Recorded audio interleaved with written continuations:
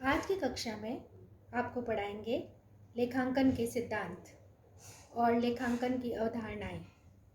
लेखांकन के सिद्धांत कुछ आधारभूत अवधारणाओं, परंपराओं एवं मान्यताओं के आधार पर विकसित हुए हैं। लेखांकन के इन सिद्धांतों को हम दो मुख्य भागों में बांट सकते हैं: लेखांकन अवधारणाएं, अकाउंटिंग कंसेप्ट्स, तथा लेखांकन परंपराएं, अकाउंटिंग कन्वेंशंस। आज आपको लेखांकन अवधारणाएं के बारे में बताएंगे। लेखांकन अवधारणाएं निम्नलिखित है।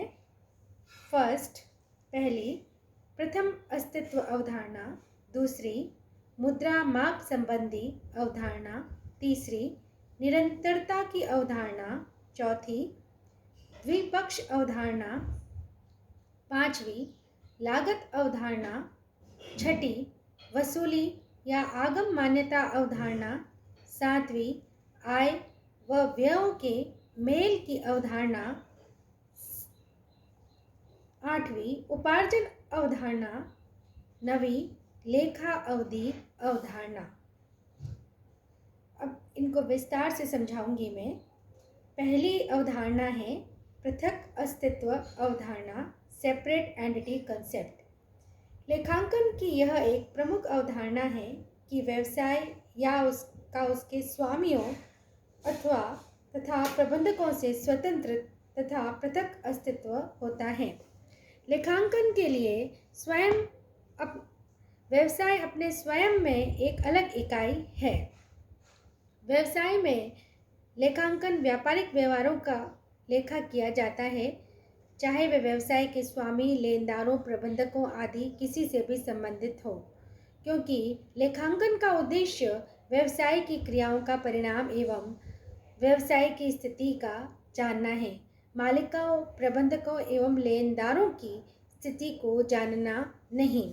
इसीलिए जब मालिक भी व्यवसाय में पूंजी का विनियोग करता है, तब हम जो जर्नल प्रविष्टि करते हैं वो हम करते हैं cash account debited to capital account.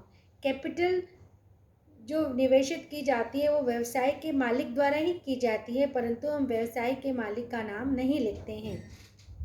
पूंजी पर ब्याज व्यवसाय के लिए व्यय होता है, जबकि व्यवसाय के स्वामी के लिए आय मानी जाती है। अतः इसे पूंजी खाते में जोड़कर लिखा जाता है तथा लाभ हानि खाते के डेबिट में लिखा जाता है। यदि लेखांकन की यह अवधारणा नहीं होती तो व्यवसाय के स्वामी के निजी व्यय व आय व्यवसाय के व्यय व आयों में सम्मिलित हो जाते, तो इससे व्यावसायिक आय का सही निर्धारण नहीं हो पाता। लेखांकन का प्रमुख उद्देश्य यह ज्ञात करना होता है कि निश्चित अवधि में कितने व्यय एवं आय हुई तथा व्यवसाय की क्या संपत्तियां एवं क्या दायित्व है।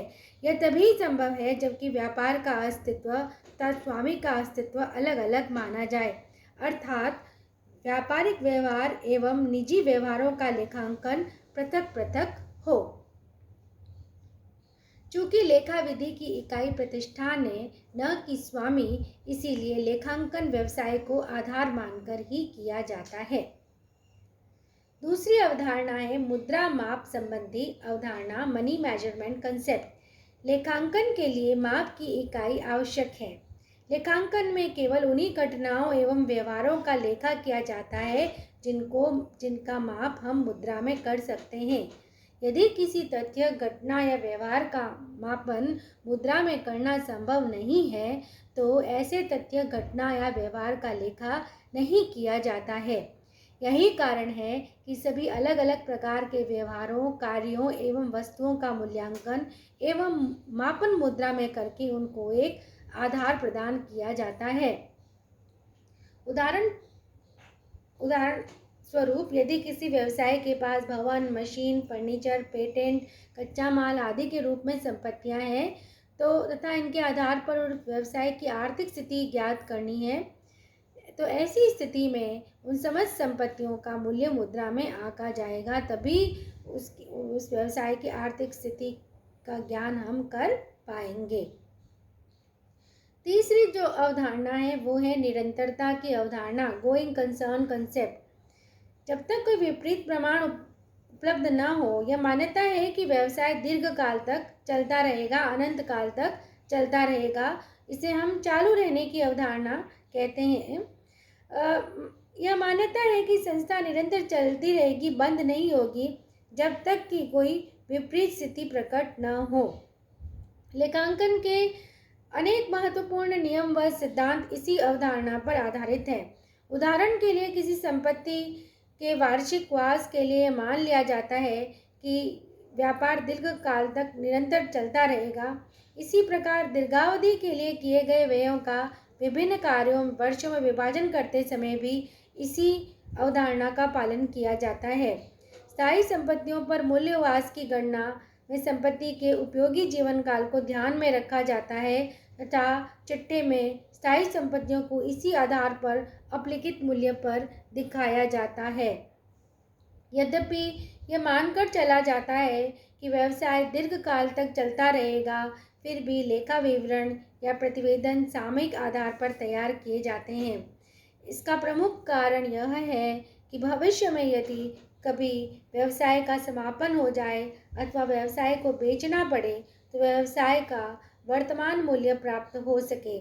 इसके अतिरिक्त व्यावसायिक क्रियाएं एवं व्यवहार किसी समय विशेष, सामान्यतः हम 1 वर्ष मानते हैं, से संबंधित होते हैं। अतः यह आवश्यक है कि लेखे उस समय विशेष से ही संबंधित हो। अगली अवधारणा है लेखा अवधि अवधारणा, अकाउंटिंग पीरियड कंसेप्ट। चालू व्यापार अवधारणा के अनुसार तो व्यवसाय का जीवन अनंत अवधि तक मानकर लेखे किए जाते हैं, लेकिन यदि इसी अवधारणा के आधार पर व्यवसाय का लाभ हानि ज्ञात किया जाए तो व्यापार का शुद्ध लाभ केवल उसके समापन के समय ही ज्ञात हो सकता है, जो किसी भी प्रकार से उचित नहीं कहा जा सकता है। इसका मुख्य कारण है कि व्यवसाय में केवल उसके मालिक का ही हित नहीं होता है, जबकि अन्य पक्षकार भी होते हैं, जैसे प्रबंधक, ऋणदाता, कर्मचारी, सरकार आदि भी उसमें रुचि रखते हैं और वे हमेशा इस तथ्य से विज्ञ रहना चाहते हैं कि व्यवसाय लाभों पर चल रहा है या हानि पर, तथा उसकी आर्थिक स्थिति कैसी है, ताकि भिन्न भिन्न पक्ष भिन्न भिन्न प्रकार के निर्णय ले सके। यदि लाभ हानि का ज्ञान व्यापार के समापन के समय हो तो व्यवसाय के सुधार के लिए सुझाव भी महत्वपूर्ण होगा। अतः लाभ हानि ज्ञात करने के लिए तथा समय समय पर व्यवसाय की प्रगति एवं गतिविधि की जानकारी के लिए लेखापालों द्वारा एक अवधि निश्चित कर ली जाती है। यह सामान्यतः 12 माह की होती है। यह लेखा अवधि यह समय अवधि है जिसके अंत में वर्ष भर में किए गए व्यवहारों के आधार पर लाभ हानि खाता तथा चिट्ठा तैयार किया जाता है तथा जिनसे पिछले विवरणों के पश्चात कार्यकलापों तथा साधनों में हुई परिवर्तनों को दिखाया जा सकता है। इस लेखा अवधि का प्रारंभ किसी भी समय किसी भी दिन किया जा सकता है, लेकिन उस अवधि का चयन किया जाता है जिसके अंत में व्यापारिक गतिविधियां बहुत कम होती है। व्यापार की प्रकृति, आकार, प्रकार आदि को ध्यान में रखकर यह अवधि कैलेंडर वर्ष, दीपावली से दीपावली या दशहरा से दशहरा या 1 जनवरी से 31 दिसंबर या वित्तीय वर्ष के आधार पर रखी जाती है। लेकिन आजकल सरकारी वित्तीय वर्ष 1 अप्रैल से 31 मार्च का ही लेखा अवधि चुना जाने लगा है। ये हमने पढ़ ली 4 अवधारणाएं। 5वीं अवधारणा है लागत की अवधारणा, कॉस्ट कंसेप्ट। व्यवसाय की सततता या निरंतरता की अवधारणा पर आधारित लागत की अवधारणा इस तथ्य की ओर संकेत करती है कि संपत्ति को उन मूल्यों पर दिखाया जाए जिन्हें उन्हें क्रय किया गया हो। जब संपत्ति को लागत मूल्य पर दर्ज किया जाता है तो संपत्ति के वास्तविक मूल्य में परिवर्तन को सामान्यतया लेखा पुस्तकों में दर्ज नहीं किया जाता है। उदाहरणार्थ, कोई भूमि का टुकड़ा 1 लाख रुपए में खरीदा गया और जिसका अंतिम खाते बनाते समय बाजार मूल्य यदि 80,000 रुपये हो जाए या 50,000 रुपये हो जाए तो बाजार मूल्य का ध्यान नहीं रखा जाता है। इस प्रकार लागत अवधारणा के आधार पर चिट्ठा जिस समय तैयार किया जाता है, संपत्ति कितने में बिक सकती है, इस बात का ध्यान नहीं रखा जाता है। लागत अवधारणा का यह आशय नहीं है कि संपत्तियां हमेशा लागत पर ही चिट्ठे में बताई जाएगी। जिन संपत्तियों पर मूल्यह्रास लगाया जाता है, उन संपत्तियों की लागत प्रतिवर्ष मूल्यह्रास घटाकर अपलिखित मूल्य या पुस्तक मूल्य पर चिट्ठे में बताया जाएगा। तरल संपत्तियां जैसे रोकड़, देनदार आदि की स्थिति में पुस्तक मूल्य और चालू बाजार मूल्य में